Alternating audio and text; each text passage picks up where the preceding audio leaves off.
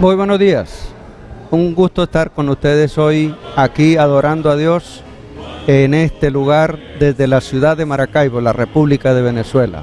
Para todos los que nos sintonizan, la bendición de Dios. Esperemos que el programa de esta ocasión sea útil a sus vidas. Hemos estado estudiando el libro de Mateo. Comenzamos con la vida de Jesús, la parte genealógica. Luego se habla de cómo comenzó su ministerio. Y la semana pasada habla del discurso que Jesús tuvo, un discurso que siempre se analiza y deja enseñanzas. Para hoy tenemos otra cosa que tiene que ver con la acción de Jesús frente a las personas con problemas. Esperamos que las enseñanzas de hoy nos sirvan para nuestra vida cotidiana. Hemos invitado a una persona que conoce de eso, porque su vida profesional la ha desempeñado en lo que es la enfermería. Manada, buenos días. Buenos días, hermano Patrocinio, un gusto para mí nuevamente. Voy a hacerle una pregunta. ¿Usted como enfermera alguna vez tuvo que hacer una curación de esas que no quería hacer?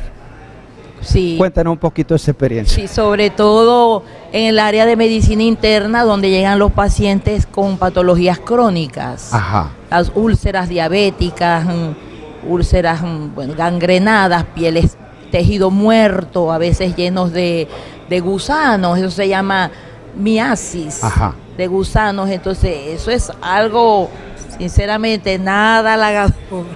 No fue nada agradable. Nada agradable. Pero al fin y al cabo la profesión lleva a que uno haga las cosas con gusto. Por supuesto, y uno luego, a medida que el paciente va evolucionando y saliendo de ese cuadro, uno da gracias a Dios y se va uno regocijando también, ¿no? Porque hemos gozado en estos tiempos de una gran bendición que no tuvieron los que nos antecedieron, que es el recurso de la medicina innovadora. Ajá. Ajá. Porque en el libro de Mateo, el capítulo 8, dice así: cuando Jesús descendió del monte, mucha gente lo siguió. Vino a él un leproso que se postró ante él y le dijo: Señor, si quieres, puedes limpiarme. Por eso te preguntaba, porque la lepra es una de las cosas que siempre ha tenido serios problemas, no solamente orgánicos, sino sociales. ¿Cómo no? Entonces nos imaginamos a una persona con esa enfermedad que se acerca a Jesús. ¿Qué era la conducta que se tenía en el entonces con los leprosos? Esas eran personas apartadas, esos habían valles especializados para ellos, porque el aspecto era tan de mal gusto, aparte con el pensamiento que se tenía de que ese fue un gran pecador, los padres quizás qué de pecado no habrán tenido encima, entonces tenía ese estigma encima, tenían ese estigma con ellos, pecador y con una enfermedad tan desagradable a la vista y al olfato, porque ese es tejido que se pudre. Ajá. Y produce un olor desagradable porque es un tejido necrótico, un tejido muerto. ¿Qué lo produce? El bacilo de Hansen. Ese es un bacilo. Usted sabe, hermano, que cuando el hombre perdió el Edén, ajá, se creó como si fuera, vamos a decirlo así, un universo microscópico de agentes patogenizantes, porque el hombre tenía que morir, porque la paga del pecado es la muerte, y el hombre tenía que morir, y era de una enfermedad. Entonces vemos pues cómo ese universo fascinante, lleno de microorganismos, algunos patógenos, otros no, que se caracterizan en bacterias, virus, riquecias, bacilos, porque tienen diferentes formas. Entonces, dentro de la misma bacteria, depende de su agrupación, tienen nombres: diplococos, tetracocos, estreptococos y así por el estilo. Un mundo fascinante. Entonces, eso lo descubrió Pasteur. Ese universo lo descubrió ese gran científico a quien le debemos tanto. Sus ojos se quedaban en ese modesto microscopio y él descubre ese universo. Ah, ya sé. Lo que enferma al hombre es este microorganismo, la bacteria. Y eso se lo debemos a Luis Pasteur, hermano. Al igual que cuando se descubre la penicilina. Un avance extraordinario, un regalo que el Señor nos hace en el 1921. Por ahí, por en esa época. Fleming. ¿Cuántas vidas no salvó la penicilina a los soldados de la Primera Guerra Mundial? Usted dice que en los entonces había valles, sitios donde llevaban a esas personas para recluirlas. Claro, apartadas de la sociedad. Apartadas de la sociedad. Ahora ese enfermo se sale del lugar, se da cuenta que Jesús va a pasar por ese sitio y lo intersecta. Desafía la sociedad. Ahora, la conducta de Jesús y sus discípulos: salir corriendo, detenerse, evitar al paciente, pero Jesús no lo hizo. No, porque Cristo vino a cumplir dos grandes misiones santas, que son el ministerio de la educación, que es una labor santa, y el misterio de la sanación. Vino a reconciliar una sociedad tan fracturada, tan dividida, tan sectaria, donde la mujer y los niños y los hombres viejos enfermos eran apartados. Una sociedad inmisericordia. Entonces Cristo vino a reconciliar a la sociedad, a tener misericordia de la mujer, a darle un estatus también a la mujer. Entonces por eso Él no se aparta cuando ve al leproso, porque Él quiere dar el ejemplo de misericordia. Otros hubieran apartado a la carrera, quizás con palos y piedras. Eso era lo usual, ¿no? Claro, eso era lo usual. Apartados con palos y piedras. Pero Cristo, con su divina misericordia, produce el milagro para dejar el ejemplo. ¿Cuál sería una de las enfermedades de este siglo en las cuales nosotros, humanamente, tenemos que guardar cierta distancia porque son impactantes? Bueno, hay enfermedades infectocontagiosas como es terrible, la hepatitis B y la hepatitis C. Pero no se ven, no son visibles, o sea, uno no lo percibe en el paciente tan fácil. No lo percibe. En cambio la lepra sí. La lepra sí, porque da más manifestaciones físicas. Ajá. Cada patología tiene, como le dijera, un cuadro clínico. Ajá. Sin embargo, cuando usted ve un paciente ictérico, amarillo, con un abdomen distendido, con las escleróticas amarillas, usted enseguida, yo como enfermera digo, ese es un paciente con problemas hepáticos. Hasta por el color de la piel yo puedo diagnosticar una patología. Ese es un paciente nefrópata. Y así por el estilo, ¿verdad? Porque uno se va agudizando y uno va aprendiendo de eso. Los médicos, la gente que trata las cosas. Entonces yo quiero acotar algo muy importante, que desde que el hombre perdió el Edén, allí el hombre cuando sale del Edén se convierte en un hombre vulnerable, lo pierde todo.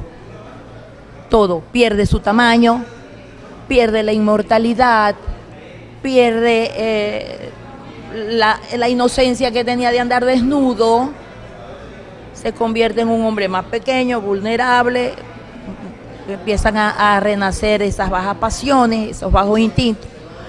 Y entonces el hombre tenía que morir. ¿Y de qué iba a morir? Si no era de enfermedades. No habían autos para atropellar a nadie. Y el suicidio no estaba contemplado. Entonces, ¿qué existían las enfermedades? Y vemos cómo el Señor en Deuteronomio nos habla de la tisis. Ajá. La tisis es la tuberculosis. Nos habla de la lepra lepromatosa, nos habla del añublo.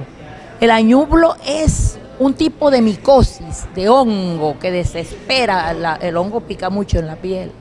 Entonces, esas eran ciertas enfermedades con que Dios castigaba al pueblo cuando el pueblo andaba mal. También observamos casos como cuando dice que Isaías reconocía a sus hijos por la voz, por el olfato, por el tacto. ¿Por qué?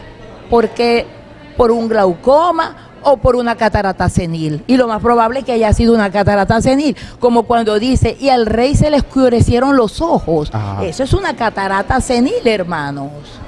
Hoy en día, gracias a la bendición del avance científico, licúan la catarata, la extraen, colocan un lente intraocular y nada ha pasado.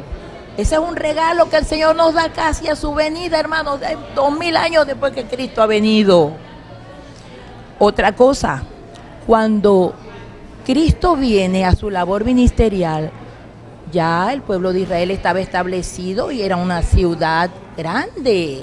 El mundo estaba poblado. Cuando dice, la mujer sirofenicia tenía un flujo de sangre, eso era un cáncer de cuello uterino, hermano. Cuando dicen los cojos, los lisiados, esos eran las secuelas de la polio. No me cabe la menor duda. ¿Por qué? Porque todas las enfermedades han existido. Lo que no existía era un método de diagnóstico como lo que tenemos hoy en día, con el tomógrafo, con el resonador, con el ecógrafo, con los videos endoscopios, que hoy en día le monitorean a uno el organismo y le dicen de pe a pa qué es lo que uno tiene. ¿Qué es lo que se tiene? Ellos no tuvieron esa oportunidad. Entonces vemos secuelas de la polio, problemas de la catarata senil, tenemos problemas de cáncer de cuello uterino. La mujer que estaba encorvada, que tenía 18 años, la joven con la joroba, sufriendo problemas. Eso era una cifosis. Y fíjese usted, hermano, lo que yo le estoy diciendo si no es verdad. La National Geographic le obsequió a Zahi Hawass, el director de la arqueología, un hombre famosísimo allá en Egipto, un resonador, un tomógrafo, y lo llevó al Valle de los Reyes y escanearon las momias. ¿Qué encontraron? Problemas de artritis, de artrosis, abscesos dentales, problemas de macrocefalia, porque era una sociedad de endogamia, se casaban hermanos y entre hermanas, entonces por supuesto la genética se distorsionó. Se deterioró la genética. Entonces, fíjese, lo que estamos diciendo es razonable.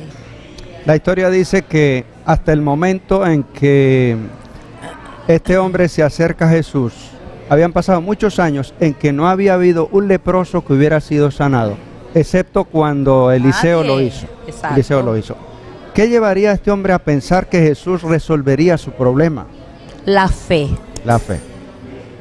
La fe. Él tuvo fe. Una lección que nos deja. No me cabe la menor duda. ¿Qué otra cosa pudo haber sido? La esperanza, la fe. Había escuchado. Había tenido la fama. Mejor es la buena fama que el buen ungüento. Dice Proverbios. Ajá. Entonces, de acuerdo a lo que él oyó, dijo, no, yo creo que este hombre me puede sanar. Yo me la voy a jugar. Voy a intentarlo. Entonces, ahí tenemos a un paciente o una persona que hace lo propio para resolver un problema. Sí, señor. Porque quizá la humanidad o los hombres busquemos soluciones a los problemas, pero no hacemos lo que hay que hacer para resolver un problema. Exacto. Él se acercó a Jesús. En la lección plantea también otro caso de otro hombre o otra persona que era segregado social.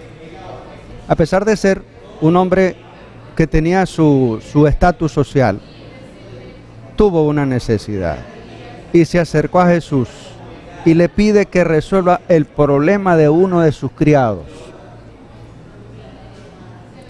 Va y le dice, Señor, yo tengo un criado que tiene problemas serios de salud. Pero la barrera entre los judíos y los samaritanos y los romanos era enorme. Sí, no se podían ver. No se podían ver. De hecho, cuando ellos tenían que ir a la parte norte, tenían que bordear las costas. Ajá. Porque por el territorio no pasaban. Pero Cristo atravesó el territorio samaritano. Por eso se encuentra con la mujer en el pozo también. Ajá. Dice, en esa cultura, dice el folleto, la única persona más despreciada que un gentil como el centurión habría sido un leproso. O sea, la condición social también es un problema que hace que la gente se aparte y viva ¿qué? Separada, aislada, claro, es que lo estamos viendo a través del transcurso de la historia. Fíjese usted el problema de los Balcanes, problema de segregación. El mismo Estados Unidos, problema de segregación de blancos y negros. los indígenas, que han sido algunos exterminados de algunos países de Latinoamérica. La segregación existe, así como ha existido la persecución de los cristianos, que eso no ha cesado. No ha cesado, al contrario, se irá a acentuar. La segregación. La segregación. Ahora, fíjese ahorita el caso que estamos viviendo de los sirios que están cruzando el Mediterráneo para ir a Europa. Europa no quiere, por las razones que sea, pero Europa no quiere más. Punto. Le dio asilo a unos y los otros ya los está devolviendo, y la OTAN está maniobrando y todo para que esa gente vuelva otra vez. No importa que se hayan quedado sin casa, sin trabajo, sin hogar, sin familia, sin nada. Tienen que volver al sitio de origen después que destrozaron su país. ahora aquí otra vez una persona va a Jesús y al acercarse a Jesús le pide amablemente un favor, no para él, sino para un tercero. ¿Qué puede uno aprender de aquellas personas que consideramos que son insensibles por tener fama, por tener dinero, por tener estatus? Decimos que son insensibles. El centurión mostró una sensibilidad para aprender de él. Eso significa que nosotros no podemos juzgar a priori a las personas, porque a veces una persona proyecta una imagen que no es. No sabemos si es como medida de autoprotección, no sabemos, ¿verdad? Pero yo pienso que eso es así. No debemos juzgar a priori a una persona. A veces nosotros vemos una persona que probablemente tiene un temperamento fuerte, duro, áspero, pero cuando usted le llega, una persona bondadosa, misericordiosa, con quien se puede hablar. Oh, tenía un concepto errado de ti. A mí me ha pasado conmigo, me pasó inclusive con un hermano. Me dijo, ahora yo pensé que tú eras diferente. Te pensé que eras así, poquito apartada o algo así. Para nada. Pienso que cuando uno conoce la palabra y no lo modifica nadie. Jesús resolvió el problema del siervo del centurión. Ya vemos dos casos. Jesús rompe las barreras sociales y rompe las barreras de la salud. Indudablemente que eso nos lleva a nosotros en la iglesia a pensar en cosas que quizá por etiquetas o por protección de desinformación hacemos. Pero aquí hay un caso muy curioso. Económicamente, 2.000 cerdos valen dinero. Antes la valía economía todo de una región estaba en quién? Apoyada en los cerdos. Pero aquí nos conseguimos con dos personas que ya no eran problemas físicos los que ellos adolecían, sino un problema de carácter mental. Entre las enfermedades que usted ha tratado o ha estudiado, ¿cuál se considera la más difícil de tratar? ¿Las enfermedades físicas o las enfermedades mentales? ¿Qué experiencia le ha dejado su vida en la enfermería? Indudablemente las enfermedades mentales, porque sabe que es triste, hermano. Yo que trabajé en un departamento de psiquiatría dinámica, lidiar con una persona disociada, una persona que vive su mundo, un mundo que no es real. Abstraídos. Totalmente. Una persona que escucha voces, que le da órdenes para que haga cosas buenas o cosas malas. Una persona que no duerme. Una persona que se va abandonando progresivamente de su cuerpo, de su mantenimiento. De una persona que habla sola por los rincones. De una persona llena de manías. Y eso es para mí peor que un SIDA, peor que un cáncer, porque ¿qué es la disociación, la enajenación mental, hermano? Eso es lo más triste que puede haber, yo que lo viví. Personas con traumas y secuelas de la infancia, que no pudieron ser elaborados y se convierten en hombres fracasados, estrellados. Eso es muy doloroso, lo digo yo que lo viví, muy doloroso. Aquellos, los leprosos en el valle para ellos. Los endemoniados, el registro bíblico dice que estaban en el cementerio. Un lugar que es tenebroso. Sí. Pero nuevamente, se dan por enterados que Jesús iba a pasar por un lugar. O Jesús buscó quizá la ocasión para ir a ese lugar. Y usted dice que esas son personas agresivas. Sí, hay algunas personas, algunas que son muy violentas. Y a veces una persona no los puede controlar. Hay que recurrir a la sedación, a la relación a una gran cantidad de medicamentos, de psicotrópicos para aliviar la crisis, la excitación psicomotriz. Entonces, no es fácil y no es nada agradable. Es muy doloroso, es muy triste, muy triste. Y por eso lo digo, siempre lo he dicho, las enfermedades mentales es lo peor que le puede suceder a una persona. Ahora, la medicina estudia las enfermedades mentales. Hace una diferencia entre los poseídos por demonios y los que son orates. Lo que son las enfermedades mentales pueden estar regidas por diferentes etiologías, vamos a decir así. Puede ser por una etiología orgánica, un tumor, por ejemplo, en el lóbulo frontal, vamos a suponer que donde está el centro de la conducta, y la persona tenga conductas erráticas, entonces se estudia, no es que tiene un tumor, vamos a intervenirlo, mejora la persona. Otras que no son orgánicas, sino que son de origen desconocido, porque por lo general las enfermedades mentales son de origen desconocido.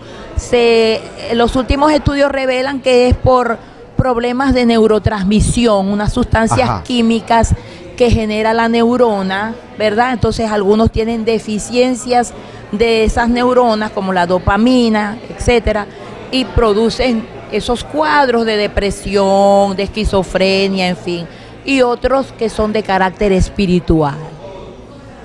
Entonces ahí es donde se tiene que tener la sabiduría para poder discernir la etiología de la alteración de la conducta. O es propiamente una enfermedad mental por problemas de neurotransmisión, o es por una tumoración, o es de origen espiritual. Y entonces es donde entraría la parte eclesiástica, ¿verdad? Haciendo pues lo que tiene que hacer, el ayuno y la oración, para que el maligno deje el cuerpo. Y lo he visto también, esos casos los he visto también. ¿Usted ha visto casos de gente poseída por demonios? Sí. Sí, sí. Es más, vi un caso de que se la llevó. Habló con ella se bautizó, no pudo porque ella no terminó de romper el vínculo y se la llevó. Él habló con ella y lo conoció. El espíritu que estaba en ella lo conoció. Porque él le dijo que visitara a su madre, un tipo que había fallecido. Ella fue y lo vio en la foto, hermano. Entonces, ¿cómo ella iba a disociarse de esa situación si ella mantenía la relación a pesar de haber estado bautizada con los bautistas? Y murió exactamente como murió el hombre, estrellada contra un camión 350. Qué terrible, ¿no? Ahora vemos otra vez a Jesús frente a un cuadro muy complicado, con el riesgo que estas personas lo agredieran. Pero Jesús nuevamente hace caso omiso a eso. Con el leproso se acercó más de la norma. Con el demoniado fue a qué? Prácticamente a cruzarse en el camino de la persona. El profundo concepto de Jesús sobre qué? Los problemas de la gente. Sí, la espiritualidad, la parte social, la parte económica. Jesús vino para eso, hermanos. Para tratar de arreglar un poco esa sociedad dividida, disgregada, señalada, apartada. Una sociedad patriarcal terrible. Entonces Jesús quiere enmendar un poco eso. Entonces los dos partidos políticos de la época, saduceos y fariseos, no les convenía. iban a perder sus ingresos, su poder. Y es por eso, bueno, la persecución hasta llegar a la muerte de Cristo, pues. Ahora tenemos otro cuadro que tiene que ver con una persona que tenía problemas de las extremidades. Pero me llama la atención las palabras. Levántate y anda. Me hace recordar a la mujer aquella que estaba ahí esperando que la apedrearan, sentenciada. Pero la palabra anda es un verbo que dice ejecute, claro, ejecute las cosas. ¿Qué pudo haber sido para esa persona el decirle anda? ¿Qué le pudo haber pasado en la mente a esa persona? Yo pienso que también es un problema de fe, porque no titubeó, es un problema de fe. Y fíjese usted el poder tan grande, unas extremidades con años sin motilidad. Me supongo que no había masa muscular, porque la masa muscular se atrofia cuando no se ejercita. Las articulaciones secas, desgastadas, terrible, un desafío terrible. Levántate y anda, camina, deja esas muletas, levántate pues. Entonces fue un acto heroico. El hombre se levanta y anda ante el asombro de todo el mundo. Mire qué poder tan grande. ¿Usted estuvo trabajando en la UCI de algún hospital? Sí. Yo soy enfermera intensivista. Vio pacientes que lo único que había que era decirle vaya, busque haga los arreglos mortuorios, y los vio levantarse. Bueno, muy pocos. Tenía que haber sido una persona muy joven, para que el organismo respondiera. Pero usted estaba diciendo que tantos años la persona ahí no había músculos. No había nada. No había capacidad de... Un hueso con una piel. Un hueso con una piel. Y ahora que le digan, tú tienes posibilidad de salir corriendo. No más que tenemos que pensar, hermano, fíjese cómo es el organismo, ¿no? Vamos a una olimpiada. ¿Es que vamos a ir sin entrenar? No se puede. Imagino. Pero porque los músculos no guardan memoria. No guardan memoria, ¿no? Ahora hay un ingrediente en este paciente. Le dice, levántate y anda. Tus pecados te son perdonados. Ah, sí. Que en los otros casos no se menciona eso. No se menciona culpabilidad por su problema, pero parece que aquí sí había culpabilidad. Porque esa era la concepción que había para la gente de la época. Por eso en uno de los ejemplos le preguntaron, creo que fue con el ciego Bartimeo, ¿no? Ajá. Maestro, ¿quién pecó más, él o sus padres? Porque el concepto de enfermedad estaba muy ligado al pecado, ¿verdad? Entonces, por eso es que en algunos casos Cristo decía, tus pecados te son perdonados. Como en este caso. Como en ese caso. Ahora, hermana Zulbarán, los que nos están viendo, de pronto hay alguna persona que tenga alguna situación de salud física o salud emocional que le pudiéramos decir algo. ¿Qué le podemos decir? Que concentren toda su esperanza, toda su fe, pero de manera inquebrantable, como dice el apóstol Santiago, sin ambigüedades, creyendo firmemente en Cristo Jesús nuestro Redentor, sin dudar de nada, porque el que duda es como las olas del mar, dice el apóstol Santiago. Dice él, pida, pero pida con fe. La fe, orando y pidiendo y esperando, aguardando, porque pareciera ser que la oración tiene un periodo de respuesta. A veces el Señor puede responder de inmediato, a veces a mediado plazo. y a veces a largo plazo. Vamos a esperar confiados y a esperar. Yo le he oído en algunas ocasiones que usted no está tan de acuerdo con aquellas personas que sufren alguna enfermedad y estas rechazan la intervención u orientación médica. ¿Qué hay de ahí? ¿Hasta dónde la ciencia médica y cuál es el estadio de la fe?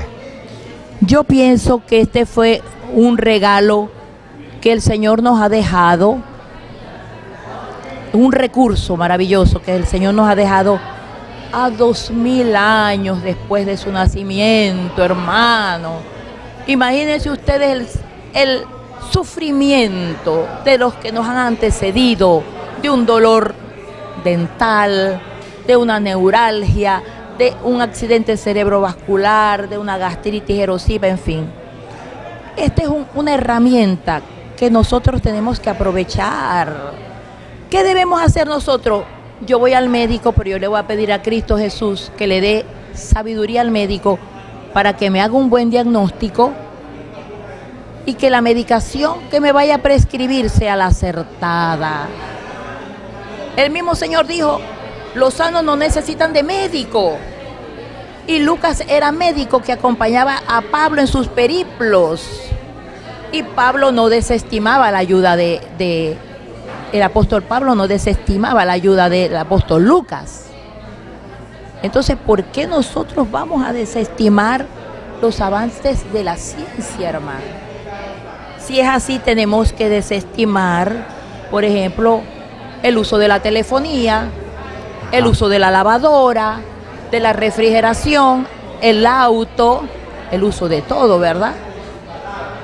Pienso que los dos compaginados, yo hago así. Yo monitoreo mi organismo, porque yo creo en la profilaxia. Monitoreo mi organismo y le pido a mi Padre Celestial, Padre, que no saque nada. Padre, ayúdame, Padre, auxíliame, con fe y aguardando, si tengo alguna patología, aguardando que el Señor obre. Es así de sencillito, no hay nada más que buscar. Sí, porque es muy discutible el hecho de que algunas personas rechazan la acción y la ayuda médica. Otros solamente creen en lo que el médico le receta para consumir ese producto. Y nosotros estamos viviendo situaciones en las cuales, como individuos, como decía usted, no desestimar la orientación médica, pero tampoco desconocer que Dios, nuestro Creador, el que nos conoce porque originó nuestras vidas, puede hacer cosas que la ciencia médica no puede hacer. Lógico. He conocido también, por ejemplo, de milagros sorprendentes. Yo he conocido de milagros sorprendentes. Ajá. Personas con cáncer, demostrado radiológicamente, demostrado por laboratorios, todo. Y cuando van a volver a monitorearse no hay nada. Que los médicos se han quedado perplejos. Yo he visto casos así. ¿Usted ha visto casos así? Sí, he visto casos así también. Por eso la lección dice, fe te ha salvado. Y curación. Y fe y curación. Pero el último tópico menciona un caso en el cual alguien se acercó a Jesús y quería estar con Jesús, pero le puso una condición: déjame que vaya y atienda a mi familia, déjame que vaya primero a resolver un problema de carácter familiar y luego te sigo. Y Jesús dijo una frase de aquellas que parece que ser un poco descortés: deje que los muertos entierren a los muertos. Sí. ¿Será cuestión de descortesía o hay algo de trasfondo en esa expresión? Bueno, Dios es un Dios, parece que fuera blanco y negro. Yo en ninguna parte he visto al Señor, ya voy, lo voy a pensar, puede ser, quizás. Dios es o no es. Dios es o no es. Por eso Dios es un verbo. pasado, presente y futuro. Él no anda, no, puede ser, tal vez. No, déjame ver. No, lo voy a pensar. Dios tiene todo ya. Mire, todo está tan organizado, tan planificado, que no hay ni espacio para el error. Entonces, probablemente el Señor se lo dijo porque sabía que no iba a volver. Su corazón estaba atado a sus riquezas. Y le habla de esa manera porque Dios conoce los corazones y sabía que él no iba a volver porque se puso triste.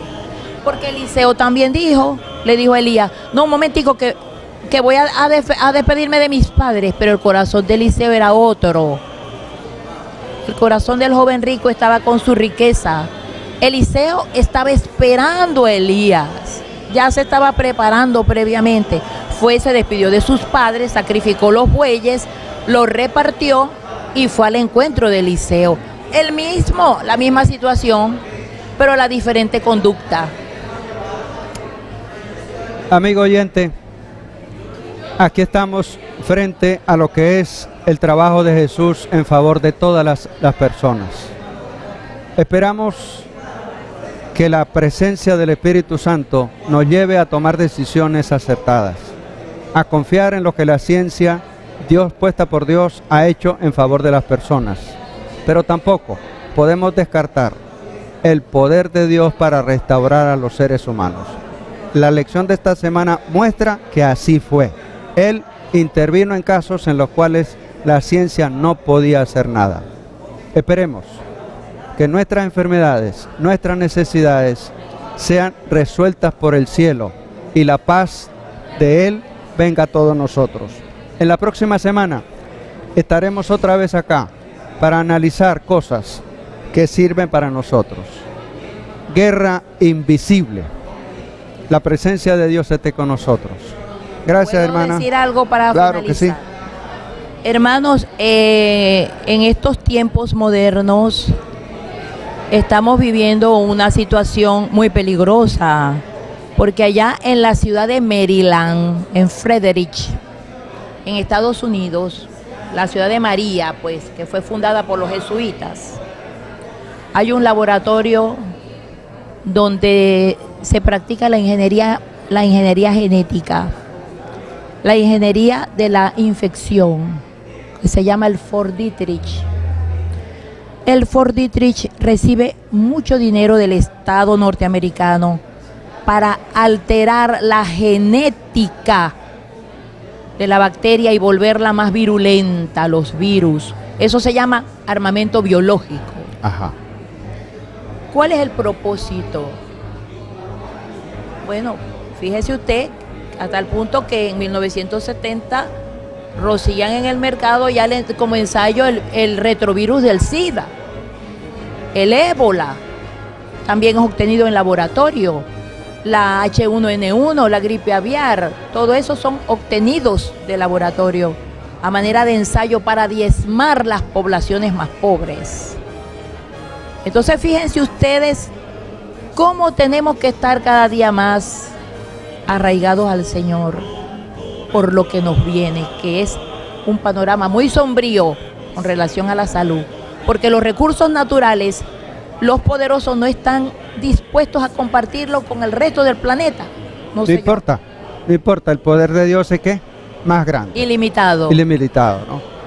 Porque el que ha de venir, vendrá y no tardará. Lo esperamos. La bendición de Dios para ustedes. Amén.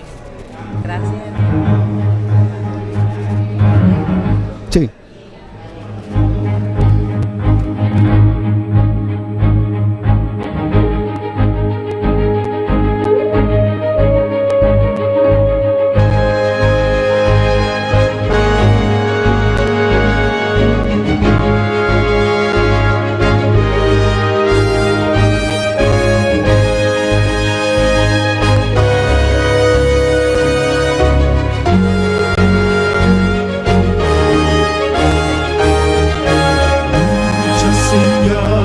Mostrándonos están